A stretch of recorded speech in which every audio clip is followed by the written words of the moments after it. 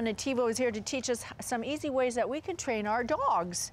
Is there an easy way to train a dog? There is. National Train Your Dog Month is here, and we've got Spud and our friends from the Pet Rescue Center to help us demonstrate clicker training, which is a form of positive reinforcement dog Before we training. get into that, how does January become train? How did that happen?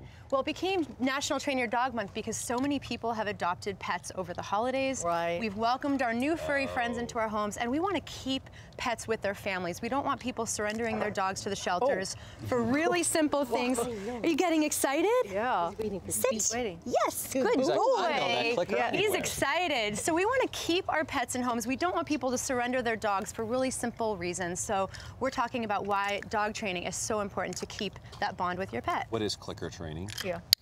Clicker training is See, not a remote control, which is what you guys have been doing all day. Already? Much power. Okay. Clicker training is a form of positive reinforcement where you use the clicker, which is a mechanical device, to mark your pet's behavior the precise moment when it occurs. Can you, how does that, I mean, how does that work? Well, the reason we use a clicker is, you see me on set a lot of times I'll use the word yes, but I have a different voice, just like Mark and you, we all sound differently. So say you have a new pet in the family, you've got your significant other, your kids. If you're all saying the word yes, it might be a little confusing, whereas a clicker, it's a short, clear, concise form of communication. Yeah, you said that a lot with Preston's here. I do. I always say yes. Well, because I'm lazy, so I use my voice, but that's because I just have the one dog, so. Not one, not two, but 3 steps, you say, to this. Indeed. So with clicker training, you want to get the behavior, you want to mark the behavior, and then you want to reward the behavior. Okay. And how do you do that? So we're going to show with Spud This is here. Spud, okay. So Spud is up for adoption from the Pet Rescue Center.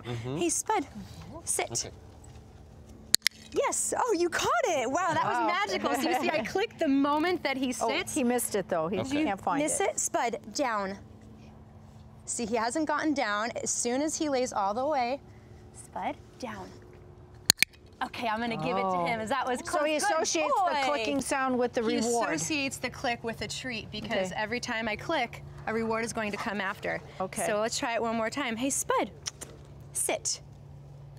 Yes, So good the boy. 3 steps would be what? So the first, I'm going to ask him, I will cue the behavior, so I'll say, Spud, down.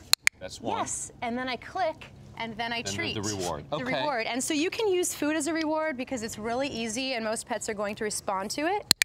Thank you. High five. Yes. So you see, I'll click the moment he gives me the behavior, but then I'll reward afterwards. And you can use praise, you can use attention, you can use a tug game. So you're not always using food, but food is a really good How much does he eat? He looks like he can eat all day. Okay, so help me understand this process. At some point, you want to get rid of the clicker, right? You don't want to have that as part of Absolutely. Clicker training is a way to teach a dog a new behavior, but eventually you want to phase it out. So I'll start out, and I'm luring. Yes. And let me see, I'm not gonna use any treat. Down. Yes, good boy. And I may or may not reward that because he didn't stay in a down position, but he's still learning. So eventually you wanna go from using your hand, maybe with the treat, to not using the treat, to using just your voice as a reward or a treat without using the clicker. But it's a really great way to teach a new behavior. We can substitute, though, that with praise and support. Absolutely. What if you have a dog that barks incessantly?